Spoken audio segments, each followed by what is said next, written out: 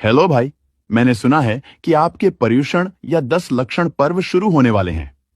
यह पर्व क्या है और आप जैन लोग इसमें क्या करते हो? पर्युषण का अर्थ है परि यानी चारों ओर से, उषण यानी धर्म की आराधना। श्वेतांबर और दिगंबर समाज के पर्युषण पर्व भाद्रपद मास में मनाए जाते हैं। श्वेतांबर के व्रत समाप्त होने के बाद दिगंबर समाज के व्रत प्रारंभ होते हैं। श्वेतांबर समाज 8 दिन तक पर्युषण पर्व मनाते हैं, जबकि दिगंबर 10 दिन तक मनाते हैं, जिसे वे 10 लक्षण कहते हैं। अंतिम दिन दिगंबर उत्तम क्षमा तो श्वेतांबर मिच्छामि दुक्कड़म कहते हुए लोगों से क्षमा मांगते हैं। 10 लक्षण पर्व के दौरान जैन अनुयायी उपवास रखते हैं, पूजा और प्रार्थना करते हैं, धार्मिक ग्रंथों का अध्ययन करते हैं और इन 10 धर्मों पर ध्यान केंद्रित करते हैं।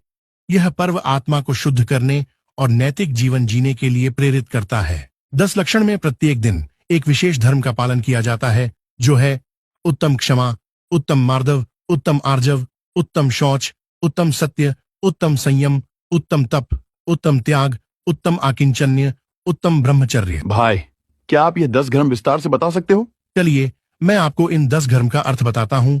1. उत्तम क्षमा, फॉरगिवनेस।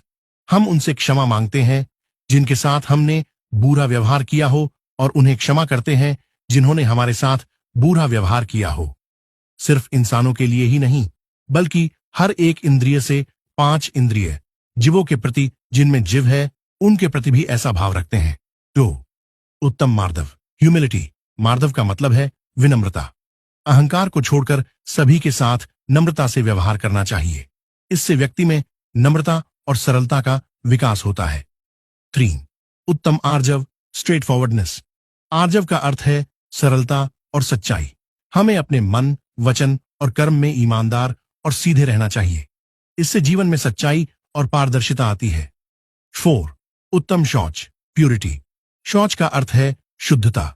शारीरिक और मानसिक शुद्धता बनाए रखना चाहिए और लोभ, द्वेष आदि से दूर रहना चाहिए। इससे आत्मा की शुद्धि होती है। 5. उत्तम सत्य, ट्रूथ। सत्य का पालन करना चाहिए।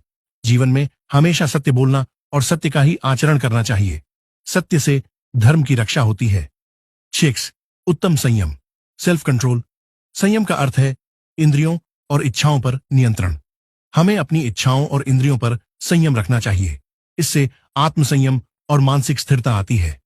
7. उत्तम तप, ऑस्टेरिटी। तप का मतलब है आत्मसंयम और तपस्या। हमें इच्छाओं को सीमित कर तपस्या करनी चाहिए। इससे आत्मा का शुद्धिकरण होता है। 8. उत्तम त्याग, रिनंसिएशन। त्याग का मतलब है भौतिक वस्तुओं और सांसारिक ममता का त्याग करना। इससे व्यक्ति ममता और संग्रह से मुक्त होता है। 9. उत्तम आकिंचन्य, नॉन अटैचमेंट। आकिंचन्य का अर्थ है किसी भी वस्तु या व्यक्ति के प्रति अनासक्त रहना। यह व्यक्ति को संसार की माया से मुक्त करता है। 10. उत्तम ब्रह्मचर्य, चैस्टिटी। ब्रह्मचर्य का अर्थ है शुद्ध और संयमित जीवन। यह धर्म हमें अपनी वासनाओं और इच्छाओं पर नियंत्रण सिखाता है।